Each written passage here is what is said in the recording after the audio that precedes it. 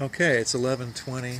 It's been 35 minutes roughly, and I haven't touched this thing. The sundial is showing the shadow is kind of low there, so I'm gonna here. Let's look at the winch, Henry. I'm gonna just do this, okay? And then the sundial again. You see, that's all I had to do to change the angle of the mirrors. And then to get a little bit more time in the other direction, you just move these chocks and roll it a few inches and put them back. Okay, so that's basically what you have to do to keep it pointed at the sun about every 20 or 30 minutes. I put some cloth on top of the pot just to hold the heat in, and I want to stir this up and check the temperature. So 35 minutes. We started at a little less than 70 degrees. Oops, let me turn this on. And now our temperature is about 100. Yeah, 100 Fahrenheit. So that's pretty good. We need to get another 25 degrees before we can start mashing. Okay. Let's go to the sundial. You going? Mm-hmm. Okay. So it's been an hour. This thing's been out here for an hour, and the sundial again shows us that we need to change the position. And I did it just a half hour ago, but if we do it now, it'll just help things. So we're going to roll this over, and then I'm going to turn the crank here and let the reflectors down a bit. And let's try to sort of put it right there. Shock the wheels, and I don't know, can you point at the sky here and show how we now have some clouds? So it is no longer a cloudless day, but we're still in pretty good shape. Let's do a temperature check.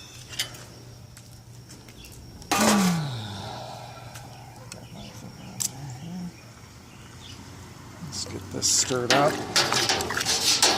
Whoops. That's enough agitation here. We were at 100 degrees. Where are we now? We are at 129.2. Oops, there. 129 degrees.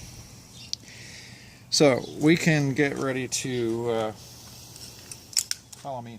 We can get ready to put the malt in. Over here I have my brewing bag, which is acting as a bug screen over my other pot, and I've got wheat and barley malts, about 50-50. I'm going to make a wheat ale, and first I need to put this. There is an ant in there. Oh my gosh, there's an ant in the malt. Oh, international scandal. Ouch. Okay, anyway, I'm going to dump that malt in there, sans ants, and start it mashing as soon as I put the bag in the pot. So you can watch me do that if you want. Just gonna drop this in there. I need to get some clips though to hold it in place.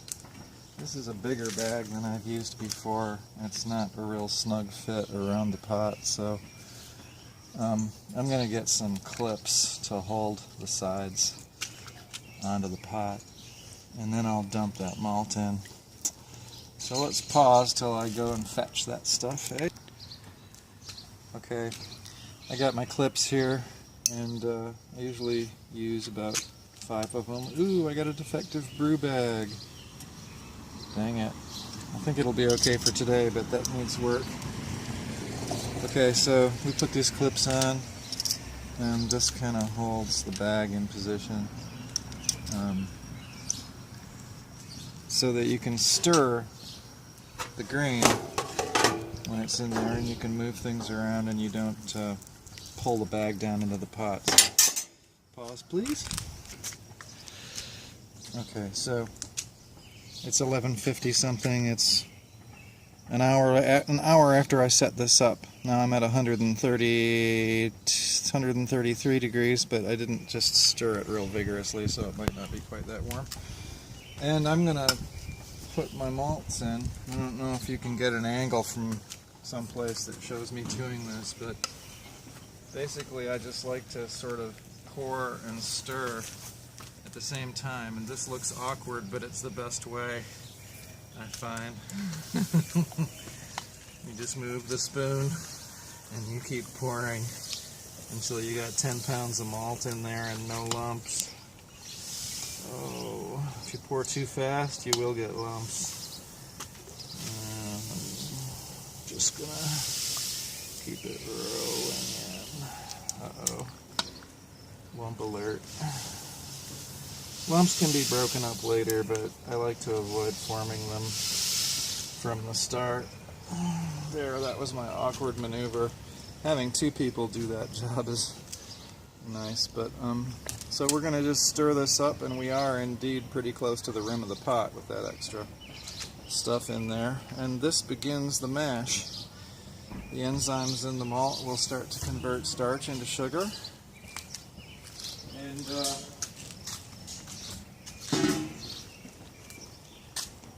we're going to keep track of the temperature later and make sure that it doesn't go over maybe 150 to 160 is where we want to be,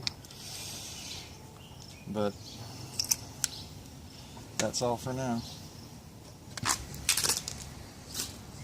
Okay, so now I got 6 gallons of tap water, 10 pounds of malted grain that's been ground up, and the sun has moved, and I'd rather have this rig over there, so when it's got a big heavy pot on it, it's actually kind of bothersome to move, so it's good to be in the approximate location where you want to be so that you don't have to travel long distances with lots of weight on it.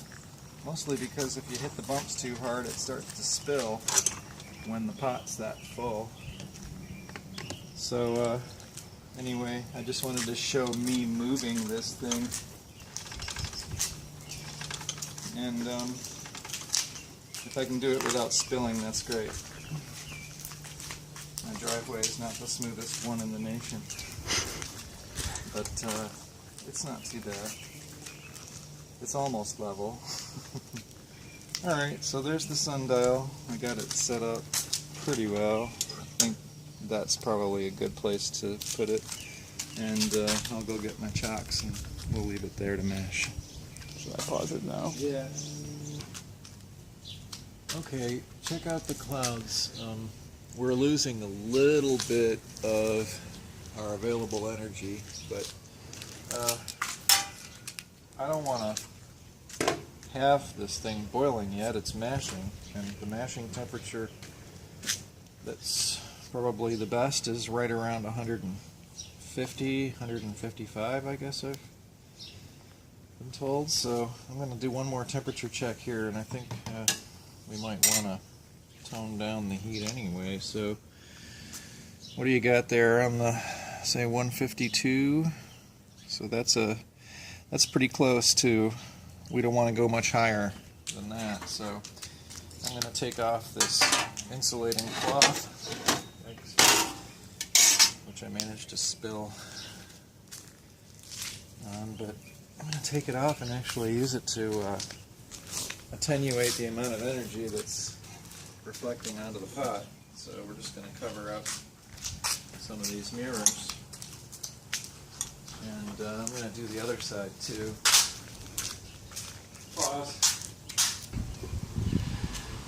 Okay, so all I've done here is cover some of the mirrors so that there's not as much energy hitting the pot, because I don't really want the temperature to climb too much. I might spread those cloths around a bit more to prevent the temperature from going too high. I could just turn the whole rig so that the mirrors are out of focus, but I prefer to kind of keep it more on target and just shade the mirrors. It's not that hard.